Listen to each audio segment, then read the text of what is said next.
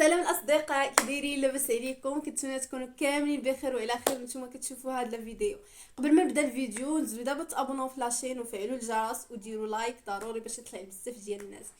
الوغ كما شفتوا في العنوان انا بغيت ندوي لكم على التربيه الاسلاميه والتجربه ديالي الشخصيه مع هذه الماده وكيفاش حصلت فيها على 20 على 20 في الجهوي. دونك ماشي شي حاجه اللي صعيبه، بزاف ديال الناس جابوا هاد 20 على 20 في التربيه الاسلاميه وفي بزاف ديال المواد اخرين سورتو في هاد الماده هذه. دونك اهم حاجه في التربيه الاسلاميه واللي كنركز عليها بزاف هي القران، لان الريجيونال كله فيه سوره يوسف. يعني قلال الاسئله اللي ما كتلقاوش فيهم القران، كله عنده علاقه بسوره يوسف. يعني شنو خصنا نديرو؟ اهم حاجه هي نحفظوا القران حفظا جيدا. كما قلت القران هو اهم حاجه، خصنا نحفظوه عن ظهر قلب وكتابه نعرفوا نكتبوه. وتاني حاجه هي اننا نعرفوا سوره يوسف مزيان.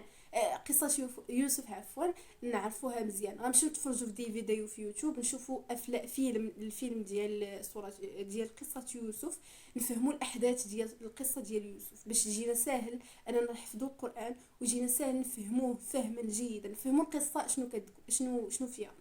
وحتى هذا الامر هذا فين غينفعكم عاوتاني كيحطوا لنا واحد لا كيسيون في الجهوي.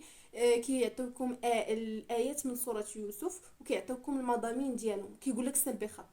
انت اذا كنتي حافظ القران وحافظ ترتيب الاحداث، انت حافظ القران حافظ ترتيب الاحداث، الو غتقول هذه هي الايه الاولى، اذا الحدث الاول هو هذا غنصيروا معاه بخط. يعني الا لقيتوا صعوبه في فهم المضمون مع الايه شنو باش نعرف اين هو المضمون ديال كل ايه. تاني حاجه تحفظوا الشروحات مزيان. مهم درس ديال القران بشروحات ديالو بالمضامين ديالو بكل شيء خصو يتحفظ، حيت اهم حاجه في الريجيونال يعني الماكسيموم ديال النقاط على القران. كما قلت دونك كتلقاو كيسيون ديال القران والعلاقه ديالو بالدروس الاخرى. يعني مثلا كيقول لك اعطيني مثلا العفه، شنو هي الايه اللي كتبين لنا العفه في سوره يوسف. يعني كيربطوا لك درس من الدروس مع سوره يوسف. بالنسبه لثاني حاجه الدروس خصك غير تفهم شنو علاش داير الدرس، تفهم مزيان، تفرج فيديو مثلا، تمشي تفرج في فيديوهات كيشرحوا دوك الدروس وتعرف الدرس علاش كيدوي.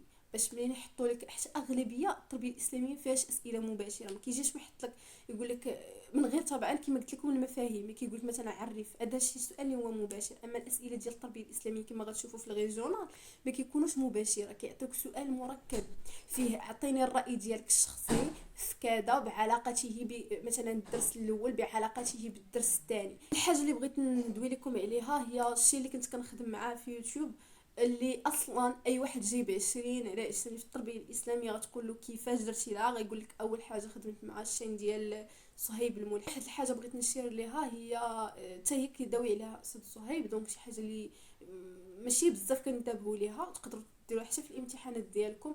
فاش كيكون مثلا سؤال عليه مثلا 0.5 كترد البال حتى مع لا نوت ديال داك السؤال، التنقيط ديال السؤال مثلا عليه 0.5 وقال لك مثلا ذكر لنا المظاهر ديال مثلا الايمان بالغيب، مظاهر الايمان بالغيب مثلا ذكرهم لينا. غادي ما عرفتش انا عطيتكم مثال ما عقلتش مزيان شنو كاين. مثلا كتحط دوك المظاهر مثلا بربعه بهم ودسكه صافي.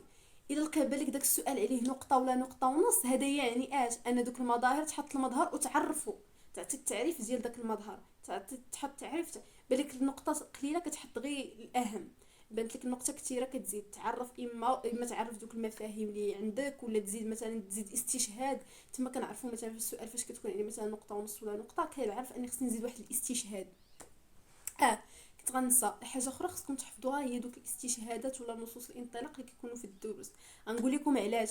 حيتاش مثلا كيقول لك فاش كما قلت لكم يعطيك مثلا وضعيه على الطلاق، اوكي، يعطيك وضعيه على الطلاق، غادي تمشي انت تجاوب على ديك الوضعيه، غادي خصك واحد ملي يبان لك التنقيط على ديك هو ما تيقولش يقدر يقول لك بسؤال مباشر استشهد على هادشي اللي على الراي ديالك اللي حطيتي، او لا يقول لك مثلا او لا غيتبان لك راه التنقيط مثلا على داك السؤال 2 نقاط ولا نقطه ونص، كتفهم بانك خصك الاستشهاد باش تزيد دعم داك الراي مثلا ديالك.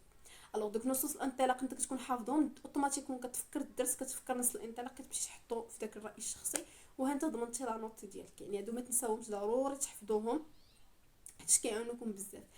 كنت باغا نشير على 2 دروس اللي مهمين في التربيه الاسلاميه هو درس الزواج والطلاق. كيفاش كنت كنتعامل انا مع هاد الجوج دروس هادو؟ مشيت خدمت الماكسيموم ديال الوضعيات. كنخدم في ما لقيتش شي وضعيه كنخدمها، كنخدم وضعيات، كنخدم بزاف ديال الوضعيات، صافي حتى ولاو دوك الحالات كيتعاودوا، ولاو كيجيوني كيتعاودوا وكنعرف نجاوب عليهم. ما دويتش على جوج دروس اخرين ولا مع الدرس ديال بحال نعطيكم هي مثال. وكاينين بزاف ديال الدروس اللي عندهم علاقه بسيره النبي، كاين عثمان بن عفان وداكشي، ولكن انا غندوي بالضبط على درس ديال صلح الحديبيه وفتح مكه. هاد الدرس هذا باش غادي تضبطوا حيت الاحداث كثار شويه وداكشي، باش غادي تضبطوا حتى هو تفرجوا في شي فيديو كيعاود لكم على قصه ديال الصلح، اما تفرجوا فيه الا كان ممثلين زعما ولا شي واحد كيعاود صلح الحديبيه وفتح مكه كيفاش وقع وداكشي. دوك الاحداث ساهلين وزوينين بزاف، فاش كتبداو تقراو على السيره ديال الرسول سبحان الله داكشي زوين. دونك ما غيجيكم صعيب وما غتلقاوش فيه مشكل. هذه هي الطريقه باش انكم تعاونوا راسكم، يعني تربحوا شويه الوقت وداكشي يعمر لكم به راس. لما تبقى نازل على الدفتر وكتحفظ هكا ما كتجيبش مزيان. وهكا كنكون وصلنا للنهايه ديال لا فيديو ديال اليوم. الا عندكم اي تساؤل خليو لي في لي كومونتير، راه كنجاوب على كلشي لي كومونتير اللي كتحطوا ليا. اي تساؤل اي فيديو بغيتونا نحطو لكم ان شاء الله غنحطو، قولوا لي غير في لي كومونتير. وما تنساوش تابوناو في لاشين وتبارطاجيو عافاكم هاد لي فيديو مع الاصدقاء ديالكم باش حتى هما يستافدوا ان شاء الله. هادشي كيشجعني باش انا نحط لكم اي حاجه بغيتوها، اي كومونتير، اي واحد حط لي كومونتير بغى شي حاجه غادي نحطها ان شاء الله. فوالا. كنت نتمنى انكم تدخلوا عندي الانستغرام، ما نعاود نقولها حيت كنجاوب كلشي واي حاجه بغيتوها تما كنكون اكتيف بزاف. دونك اللي بغى يتواصل معايا راه كنجاوبكم، وكما قلت لكم راه غنحط فيه ملخصات ديالي وداكشي. دونك فوالا، بسلامه عليكم، ان شاء الله نتلاقاو في الفيديو الجاي.